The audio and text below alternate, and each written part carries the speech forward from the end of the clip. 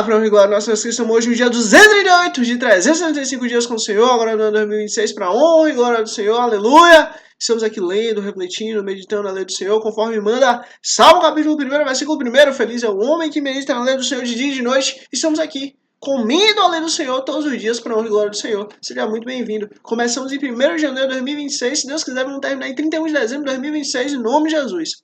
Você é meu convidado, em nome de Jesus. E ó, para você que já está aqui, estamos lendo, refletindo, meditando no livro de Ezequiel. Ó, Jeremias foi anteontem, né? Anteontem foi, no caso, Lamentações de Jeremias. Antes de anteontem foi Jeremias, depois Lamentações, e agora estamos no livro de Ezequiel. Então vamos continuar aqui para a honra e glória do Senhor, em nome de Jesus. Inclusive, aproveitando que você está aqui, curte aqui, para que você seja instrumento de Deus para levar o reino dos céus às pessoas, mais vidas, mais almas, e sem mais delongas, vamos lá. Ezequiel, capítulo 4. Cerco simbólico de Jerusalém.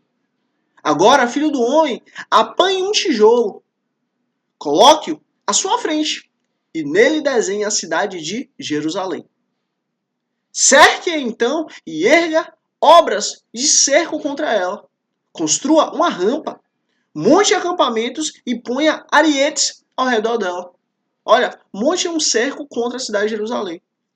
Depois, apanhe uma panela de ferro. Coloque-a como muro de ferro entre você e a cidade e ponha-se de frente para ela. Ela estará cercada e você a sitiará. Isto é um sinal. Perdão. Perdão. Isso é um sinal para a nação de Israel. Olha, o que está acontecendo aqui? Deus falou assim com Ezequiel. Ezequiel, bora fazer o seguinte.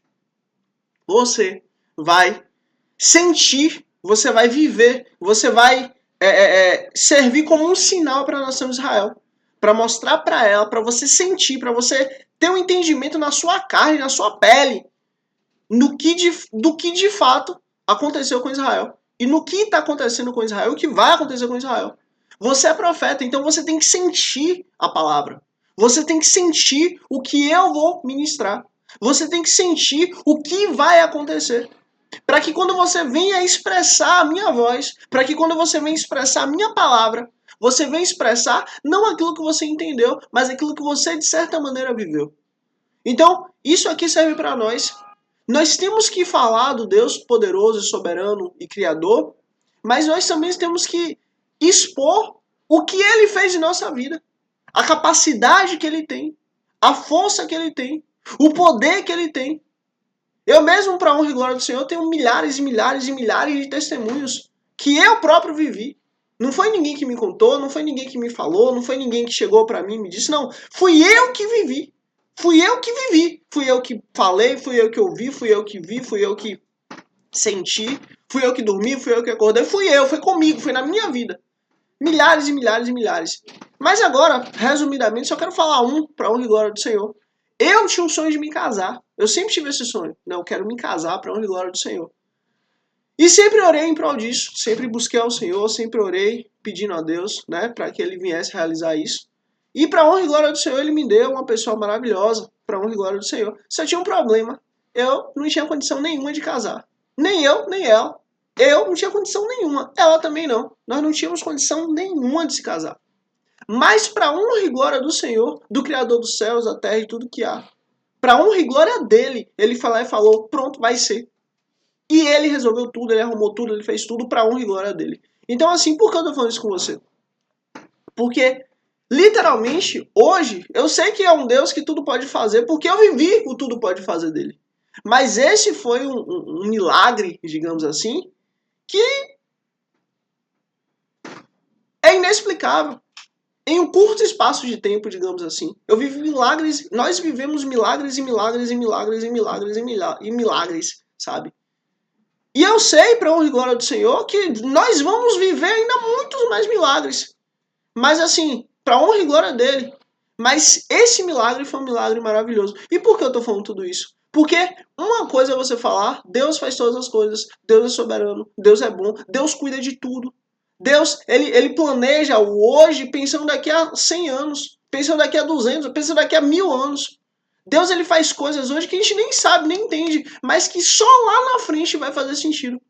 Uma coisa é você saber disso, porque de fato a lei do Senhor nos ensina isso. Outra coisa é você ter vivido isso. E quando você de fato viveu isso, nossa, tem um sabor muito além, tem um sabor muito maior, tem um sabor muito mais forte no seu coração. Porque você não tem dúvida de que Deus tudo pode fazer, de que Deus tudo faz, de que Deus é organizado, planejado e faz coisas há milênios antes, pensando daqui a milhões de anos na frente.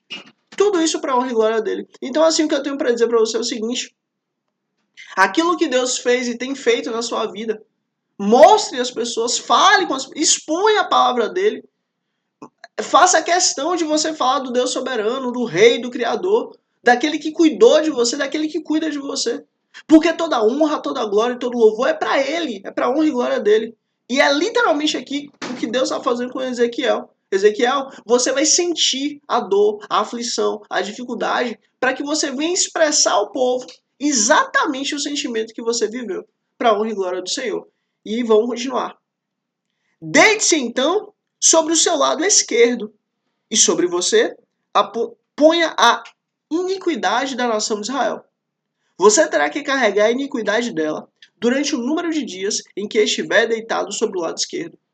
Determinei que o número de dias seja equivalente ao número de anos da iniquidade dela. Ou seja, durante 390 dias você carregará a iniquidade na nação de Israel. Misericórdia. 390 dias dormindo de lado, do lado esquerdo. Será que você iria aguentar? 390 dias dormindo do lado esquerdo, misericórdia. Terminado esse prazo, deite-se sobre o seu lado direito e carregue a iniquidade da nação de Israel, da nação de Judá, durante 40 dias. Misericórdia. Misericórdia. Que eu determinei para você, um dia para cada ano. E aí você vê coisa interessante, né? Ó. Cadê? Número de ano. 390 dias. Quanto tempo foi que Israel passou ali como escrava no Egito? 400 anos. 390 dias. 400 anos. E quanto tempo foi que, que Israel ficou no deserto? 40 anos. Isso aqui é o quê? É Deus falando e Deus mostrando, olha, eu estou de olho desde lá de trás. Eu conheço. Eu estou vindo. Eu sei. A iniquidade de vocês não se apagou. A iniquidade de vocês, ela foi coberta, mas ainda existe. Por isso que é necessário Jesus. Para quê? Porque Jesus ele não só encobre a iniquidade, mas ele paga. Ele não só encobre a iniquidade, mas ele limpa, ele purifica. Durante 40 dias, tempo que eu determinei para você. Um dia para cada ano. Olhe o cerco de Jerusalém e com o braço desnudo profetize contra ele. Vou amarrá-lo com cordas para que você não possa virar-se enquanto não cumprir os dias da sua aflição. Misericórdia. Olha que prova terrível. Peguei trigo e cevada, feijão e lentilha, pinhaço e espelta. Ponha-os numa vasilha e com eles faça pão para você. Você deverá comê-lo durante os 390 dias em que estiver deitado sobre o seu lado. Você vê, ó? Você vai ficar esse tempo todo deitado do seu lado. Misericórdia. Pese 240 gramas do pão por dia e comam em horas determinadas. Também meça meio litro de água e beba em horas determinadas. Como pão, como você comeria um bolo de cevada. Asse-os à vista do povo, usando fezes humanas. Olha, asse à vista do povo, usando fezes humanas como combustível. Misericórdia. Misericórdia. E o Senhor disse, desse modo, os israelitas comerão a sua comida imunda entre as nações para onde eu os expulsar. Você vê, Deus queria que Ezequiel, ele de fato sentisse de forma íntima a aflição que Israel iria sentir. A dor que Israel iria sentir. A imundície que Israel iria comer. Então, eu disse, soberano Senhor, eu jamais me contaminei. Desde a minha infância até agora, jamais comi qualquer coisa achada morta ou que tivesse sido despedaçada por animais selvagens. Jamais entrou em minha boca qualquer carne impura. Senhor, eu não quero... Olha, aquela questão de ficar deitado de um lado, de ficar deitado do outro, tudo bem. Mas eu não quero me contaminar, eu não quero comer coisa impura. Está bem, disse o Senhor, disse ele. Deixarei que você asse seu pão em cima do esterco de vaca e não em cima de fezes humanas. Olha, deixa eu falar uma coisa para você. Às vezes você pode não ter visto, pode não conhecer as fezes da vaca, digamos assim. Mas é mato puro. É um negócio, é um material que chega a ser verde mesmo. É mato. Basicamente é mato. E quando queimado fica um cheiro muito forte. Mas assim, é mato.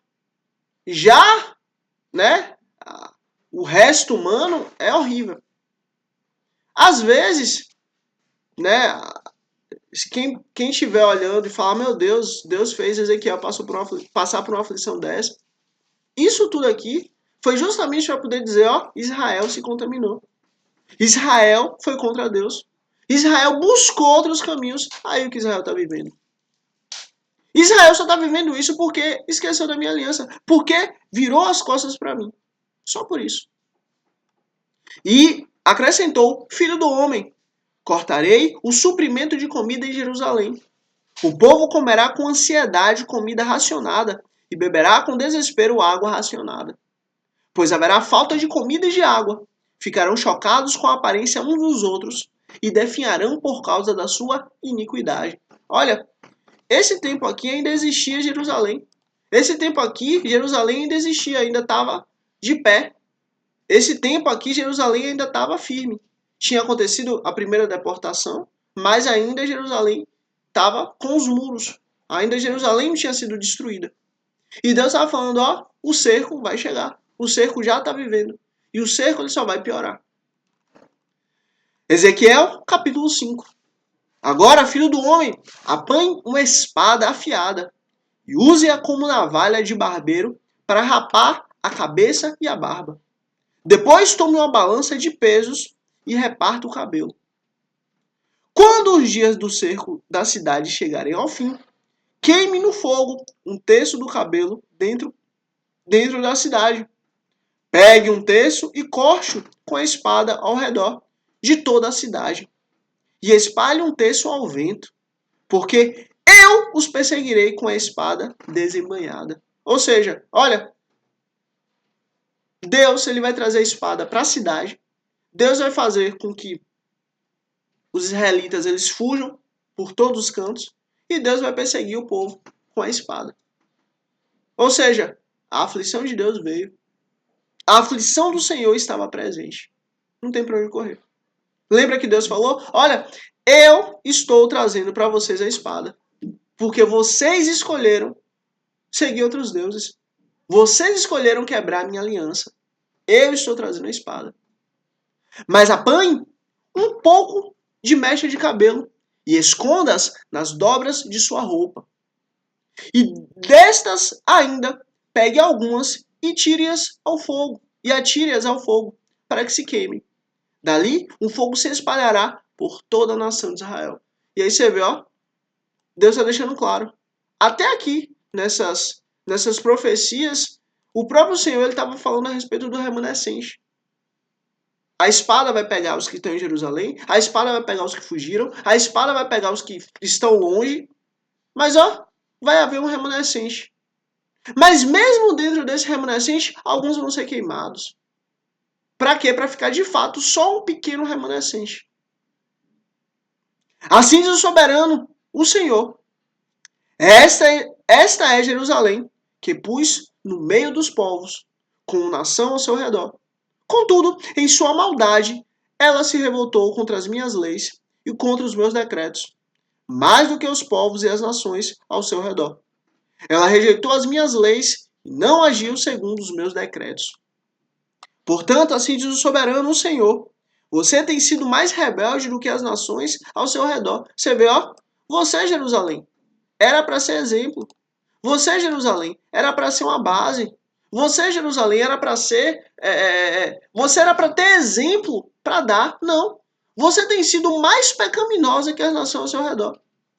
E não agiu segundo os meus decretos, nem obedeceu às minhas leis.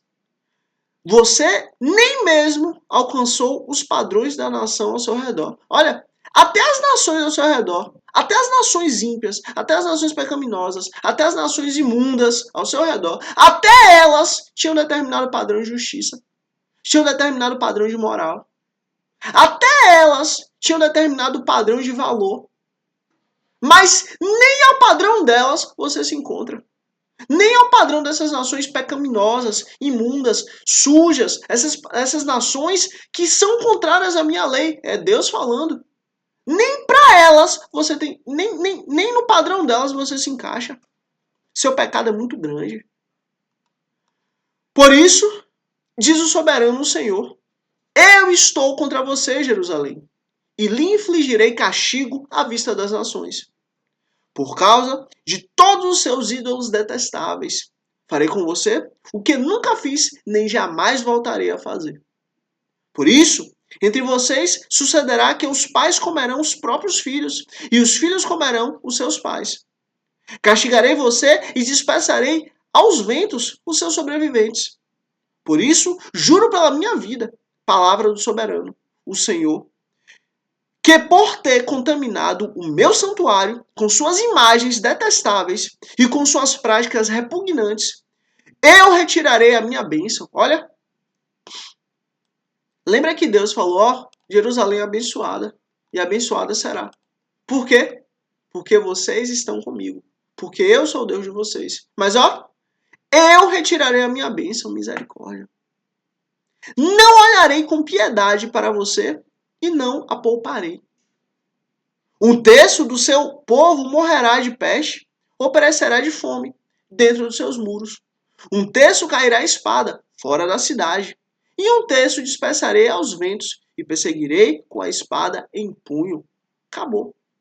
De 3 partes, uma vai cair dentro da cidade, outra vai cair fora da cidade e outra parte vai fugir. E essa parte que vai fugir será perseguida. Aqueles que não foram perseguidos foram aqueles da primeira deportação. A primeira deportação. Aqueles que já estavam, que subiram com o rei Joaquim, eles já estavam em paz, já estavam tranquilos, porque foram obedientes. Mas esse restante todo, Deus perseguiu. Então, a minha ira cessará, diminuirá a minha indignação contra eles, e serei vingado. Quando tiver esgotado a minha ira sobre eles, saberão que eu, o Senhor, falei segundo o meu zelo. Farei de você uma ruína e tornarei desprezível entre as nações ao seu redor, à vista de todos você passar, à vista de todos quantos por você passarem. Você será uma vergonha. Você será objeto de desprezo e de escárnio, e servirá de advertência e de causa de pavor às nações ao seu redor. Quando eu castigar você com ira, indignação e violência, eu, o Senhor, falei.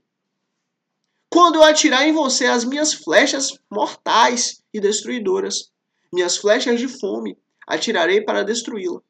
Aumentarei a sua fome e cortarei o seu sustento.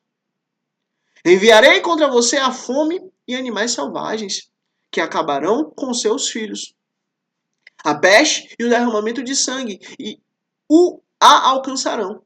E trarei a espada contra você. Eu, o Senhor, falei. Você vê, Deus está indignado, Deus está chateado, Deus está irado com a nação de Israel. Tudo isso, por quê? Porque a nação de Israel escolheu seguir outros caminhos. Escolheu seguir outros deuses. Profecia contra os montes de Israel. Essa palavra do Senhor veio a mim. Filho do homem, vira o rosto contra os montes de Israel. Profetize contra eles e diga, ó montes de Israel, ouçam a palavra do soberano, o Senhor. Assim diz o soberano, o Senhor, aos montes e às colinas, às ravinas e aos vales. Estou prestes a trazer espada contra vocês. Vou destruir os seus altares idólatras. Você vê, Deus estava trazendo a justiça dele tanto dentro de Jerusalém quanto fora. tanto ali para aquele povo que vivia dentro dos muros de Jerusalém, quanto aqueles que viviam nos montes, quanto aqueles que viviam ao redor. Olha, a justiça de Deus ela é soberana. Ela vem. Seus altares serão arrasados, seus altares de incenso serão esmigalhados, e abaterei o seu povo na frente dos seus ídolos. Porei os cadáveres dos israelitas em frente dos seus ídolos, e espalharei os seus ossos ao redor dos seus altares. Onde quer que você viva, as cidades serão devastadas, e os altares idólatras serão arrasados e devastados. Seus ídolos serão esmigalhados e transformados em ruínas.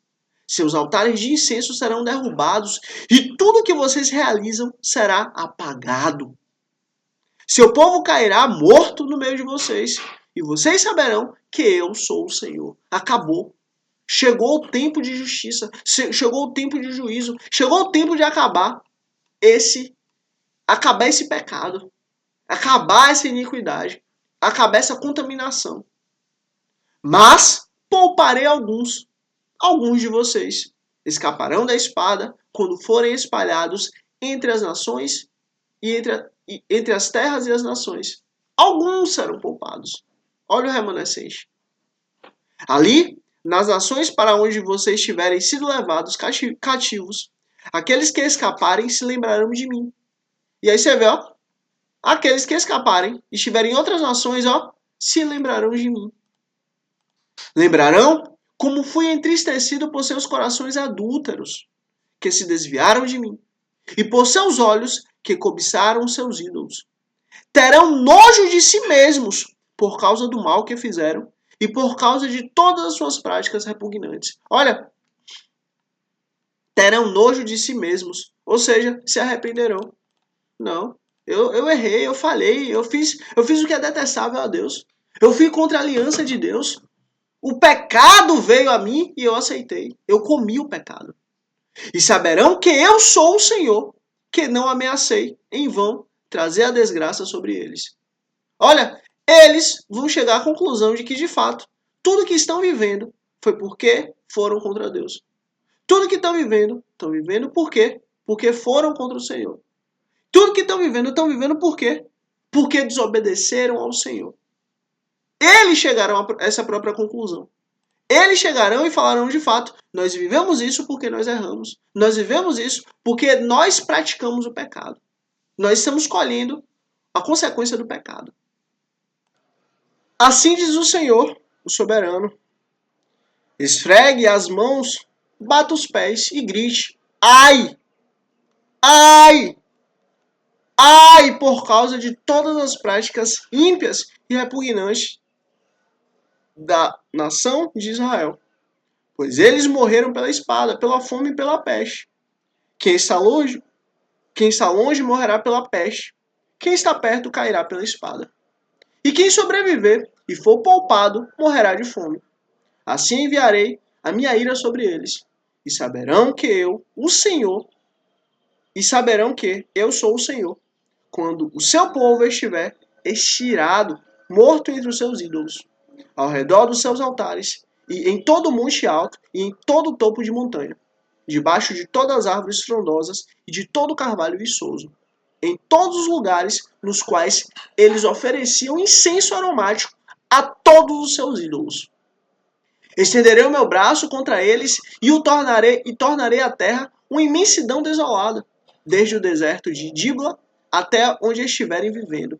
Então saberão que eu sou o Senhor. Acabou.